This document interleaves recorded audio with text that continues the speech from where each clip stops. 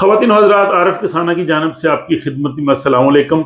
آج ہم پرتگال کی امیگریشن کے حوالے سے بات کریں گے، کیونکہ بہت سے لوگوں کے یہ سوالات آئے تھے کہ پرتگال میں آدمی کیسے سیٹل ہو سکتا ہے، اور یہ سمجھا جا رہا ہے کہ یورپ میں اس وقت سب سے آسان پرتگال میں سیٹل ہونا ہے۔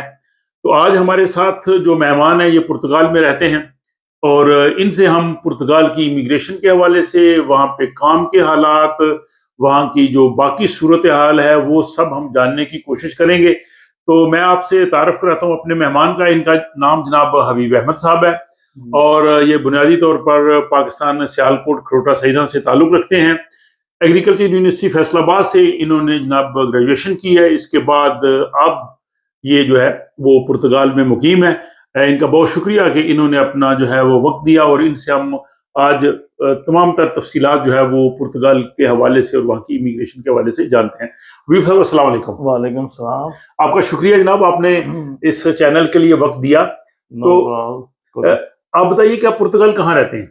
میں پرتگال میں تقریباً 3 سٹیز میں رہا ہوں۔ 3 سٹی؟ ہاں، مجھے تقریباً آلموسٹ 4 سال ہو گئے۔ وہاں پاکستان، انڈیا یا بنگلہ دیش سے تعلق رکھنے والے کتنے لوگ ہیں؟ کافی زیادہ ہیں۔ جو بنگلہ دیش سے ہیں وہ کافی زیادہ ہیں، اس کے بعد انڈین ہے، پھر پاکستانی ہیں، اس کے بعد باقی جو دوسرے کنٹری جیسے یوکرین سے بھی کچھ لوگ گئے ہیں، تو زیادہ تعداد جو ہے نا بنگلہ دیشی کی ہے۔ آپ سے ہم یہ جاننا چاہیں گے پرتگال کے حالات کے حوالے سے، اور اکثر لوگ یہ سمجھتے ہیں کہ پرتگال میں سیٹل ہونا یورپ میں کافی آسان ہے۔ تو پہلے یہ بتائیے کہ پہلے یہ ایک ہوتا تھا کہ لوگ پرتگال چلے جاتے تھے اور وہاں جا کے رجسٹریشن کروا کے سیٹل ہوتے تھے، وہ کیا طریقہ کار تھا؟ وہ بیسیکلی ایسے میں بھی جو ہے نا 2021 میں گیا تھا پرتگال میں جی، تو میں نے ادھر رجسٹریشن کروائی تھی، یعنی تقریباً 3 سال پہلے؟ 3 سال پہلے کی بات ہے۔ اچھا، تو مجھے جو ہے نا رجسٹریشن کروائی، اس کے بعد میں نے 2 سال منیمم کام کیا ادھر جی۔ تو اس کے بعد مجھے 2 سال کے بعد جو ہے نا اس کا ریزیڈنس کارڈ مل گیا تھا۔ اچھا، جو آپ نے وہاں پہ کام کرنا ہوتا ہے اس کے لیے کوئی ایسی لمٹ تو نہیں ہوتی کہ آپ کی تنخواہ اتنی ہونی چاہیے، کم سے کم اتنی تنخواہ ہو؟ اس کا کیا ہے طریقہ؟ اس کی لمٹ یہ ہے کہ وہ جو کانٹریکٹ ہے وہ منیمم جو گورنمنٹ نے سلیکٹ کی ہوتی ہے نا تنخواہ، مطلب آج کل تو 860 ہے، 860 یورو۔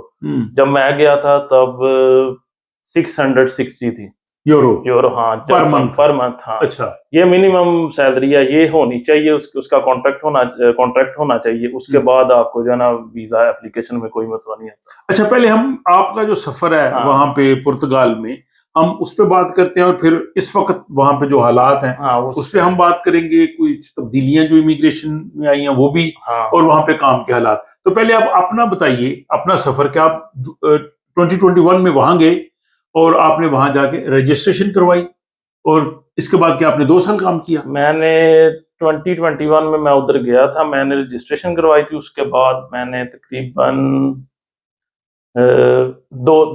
2 سال میں نے کام کیا۔ 2 سال کے بعد مجھے جو ہے نا کارڈ میرے پاس ملا تھا، مطلب مجھے 2 سال کے بعد کارڈ ملا تھا۔ تو اس کام کا جرنی یہ ہے، تقریباً میں نے فیکٹریز میں بھی کام کیا، اس کے بعد 1-2 ڈرائیونگ کی جاب کی، اور جب کارڈ مل جاتا اس کنٹری کا سب سے جو ہے نا مین چیز یہ بھی ہے کہ آپ کا لائسنس، پاکستانی لائسنس چینج ہو جاتا ہے۔ اچھا، لائسنس چینج ہو جاتا ہے؟ جی، پاکستانی لائسنس چینج ہو جاتا ہے۔ اچھا، وہ کارڈ کتنی دیر کا ملتا ہے آپ کو؟ وہ جو پہلا کارڈ ہے وہ بیسیکلی ساری EU کنٹری کے حساب سے 2 سال کا ملتا ہے، اور اس کے بعد پھر رینیو ہوتا ہے، آپ کو 3 سال کا ملتا ہے۔ جب آپ کے 5 ایئرز ادھر کمپلیٹ ہو جاتے ہیں، اس کے بعد آپ نیشنلٹی اپلائی کر سکتے ہیں، یعنی 5 سال کے بعد وہاں کی پرماننٹ ریزیڈنس ملتی ہوگی، اور اس کے بعد آپ نیشنلٹی اپلائی کر سکتے ہیں۔ اچھا، اب یہ جو کام وغیرہ وہاں پہ آسانی سے مل جاتا ہے؟ کام جو ہے نا وہ ادھر مشکل، مطلب کام اتنی آسانی سے نہیں ملتا، کیونکہ ادھر اس کنٹری کی پاپولیشن بھی اتنی نہیں ہے، اوپر سے ادھر اتنا انفراسٹرکچر نہیں ہے۔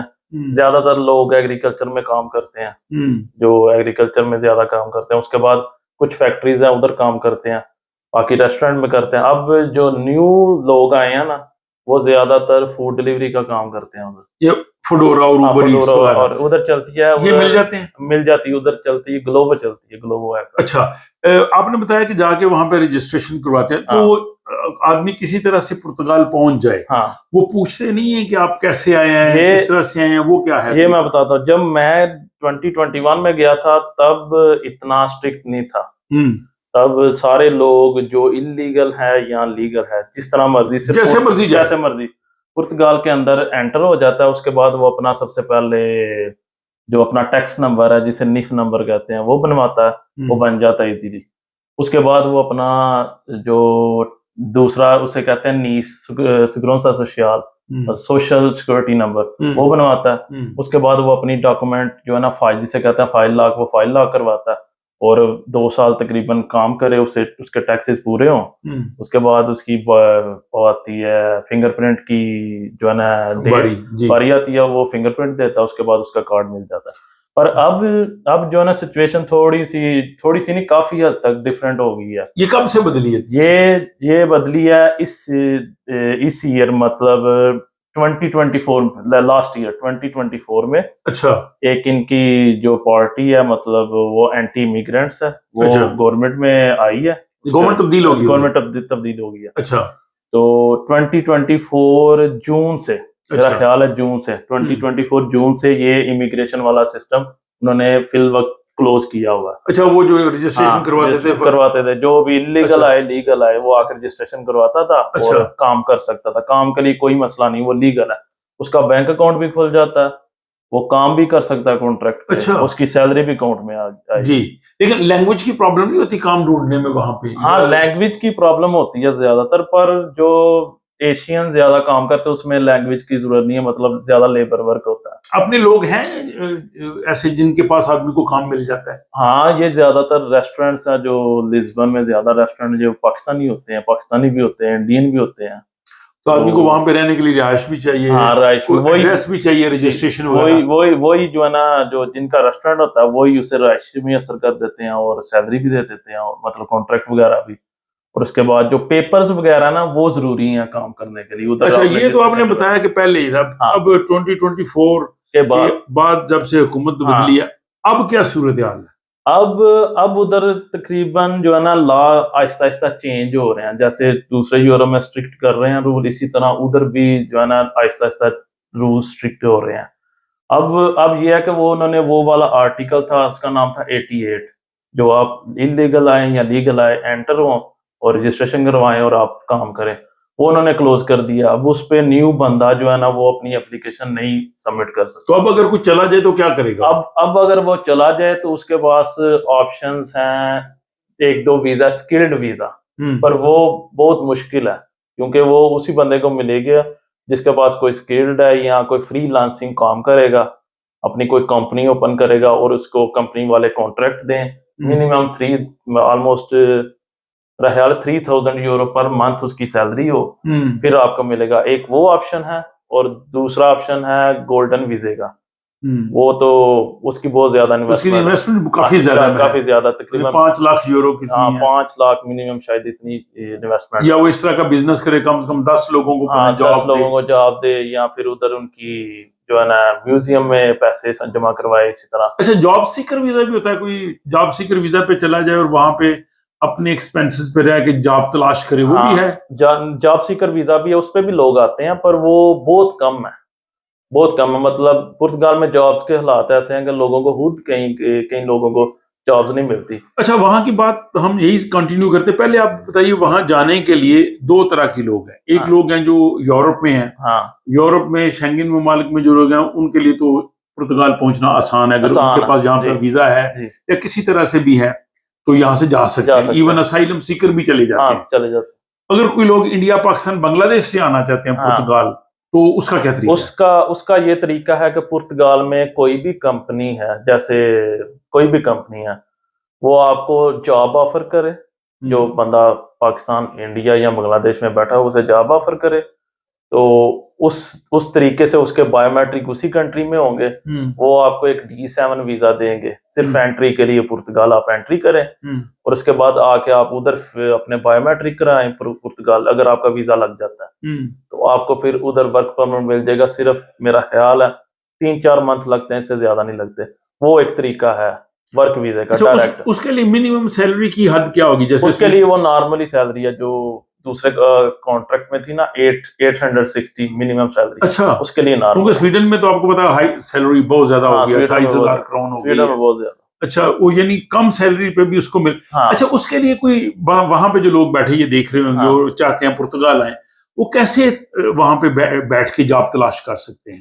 وہ زیادہ تر پرتگال میں زیادہ تر جابس ہیں جو وہ مطلب کہہ لیں کہ ریفرنس سے ملتی ہے, زیادہ تر تعلقات سے ریفرنس سے ملتی ہے, کیونکہ ادھر زیادہ کمپنیز ایز ایجنسی کام کرتی ہیں. جیسے کسی فیکٹری میں ان کو کوئی بندے چاہیے یا ان کو ورکرز چاہیے, کوئی ایک ایجنسی ہوگی جیسے رانستاد ہے, ادیکو ہے, اسی طرح ایک پرائیویٹ کمپنیز بھی ہوتی ہیں وہ ورکر سپلائی کرتی ہیں. یا انٹرنیٹ پہ سرچ کر سکتے ہیں لوگ, انٹرنیٹ پہ بھی سرچ کر سکتے ہیں. یہ کیا اسے کہتے ہیں, جیسے رانستاد ہے, ادیکو ہے, یورو فارم ہے, ایسے آن لائن بھی سرچ کر سکتے ہیں. اور باقی آپ فزیکلی جائیں تو پھر آپ کو زیادہ.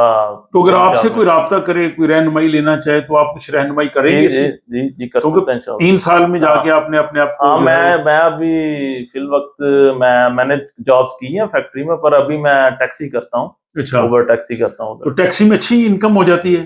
ٹیکسی میں ہاں جاب سے تقریباً اچھی ہو جاتی ہے. جاب سے اچھی ہوتی ہے. تو اس کے بعد ظاہر ہے آدمی فیوچر میں کوئی اور بزنس بھی کر سکتا ہے. اور کر سکتا ہے. اچھا وہاں پہ جو ہے وہ فیملی لائف کیسی ہے, اگر جو لوگ اپنی فیملیز کو ساتھ لے کے جانا چاہتے؟ فیملی کے لیے تھوڑا سا ڈیفیکلٹ ہے, کیونکہ ادھر جو گھر ہے نا رینٹنگ کے لیے وہ ڈھونڈنا بہت مشکل کام ہے. اچھا بہت مشکل, کم ملتے ہیں وہ اپارٹمنٹ جو کرائے کے ہیں؟ بہت کم اور بہت ہائی پرائسز. جیسے ایک بندہ فیکٹری میں کام کرتا ہے, اس کو سیلری ملے گی 900-800 یورو, یا پھر 1000 مل جائے گی زیادہ سے زیادہ.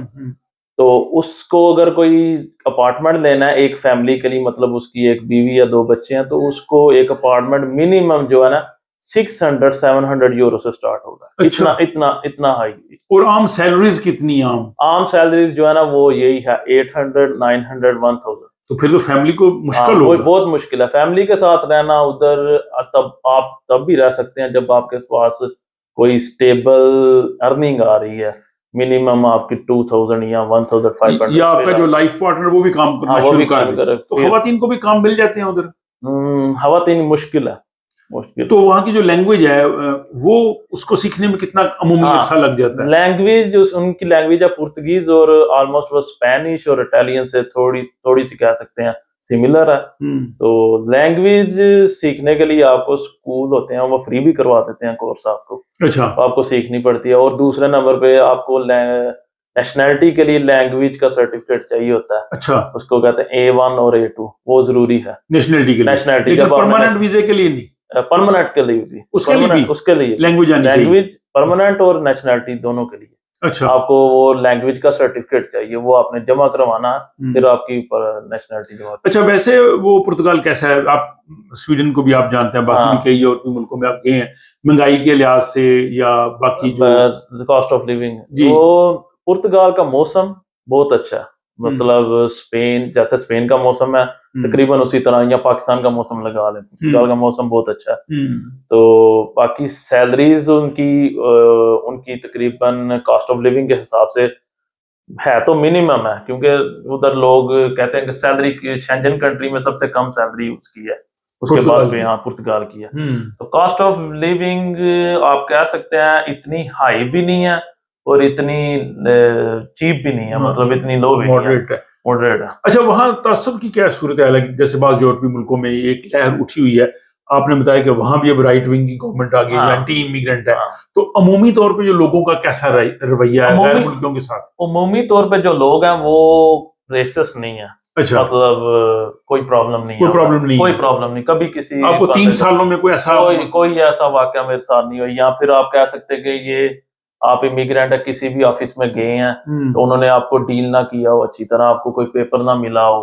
جیسے کوئی پرتگیز ہے, اس کو انہوں نے آگے مطلب اس کو آپ کی باری سے پہلے ٹریٹ کر دیا ہو, یہ ایسا نہیں ہے. اچھا لینگویج وہاں پہ انگلش لینگویج چل جاتی ہے, بات چیت کام چل جاتا ہے؟ انگلش چل جاتی ہے کچھ جگہ, مطلب ان کے آفسز میں زیادہ تر جو لوگ ہیں وہ اولڈ ایجز ہیں زیادہ تر. اچھا تو وہ اتنی زیادہ جو ہے نا انگلش نہیں بول سکتے, مطلب نہ ہی سمجھ سکتے ہیں نہ ہی بول سکتے ہیں. اس لیے آپ فون سے ٹرانسلیٹر یوز کر سکتے ہیں. آج کل تو سہولتیں ہیں, ٹرانسلیٹر یوز کر سکتے ہیں. اور باقی جو ینگ جنریشن ہے ان کی, وہ موسٹلی جو ہے نا انگلش بول لیتی ہیں. اچھا اگر کوئی اسٹڈی کے لیے وہاں پہ جانے تھے, اسٹوڈنٹس بھی جانے تھے, آپ ماسٹرز یا اس لیول کی اسٹڈیز اس اسٹوڈنٹ آتے ہیں, کیا طریقہ کار ہے اس کا؟ ان کا بھی یہی سیم طریقہ ہے, بس یہ کہ ان کو جو ریزیڈنس پرمٹ ہے وہ جب وہ ادھر پہنچیں گے پرتگال میں تب ملے گا ان کو, تو وہ ملتا ہے 1 سال کا, پہلے 1 سال کا ملتا ہے. اور ادھر اسٹڈی کی شرائط تھوڑی سی زیادہ کہ آپ کو کورس کمپلیٹ کرنا پڑتا ہے, لیکن اس کی جو اسٹڈی کی ٹیوشن فی ہے وہ کم ہے, وہ اتنی زیادہ نہیں ہے. جیسے سویڈن میں تو بہت زیادہ ہے,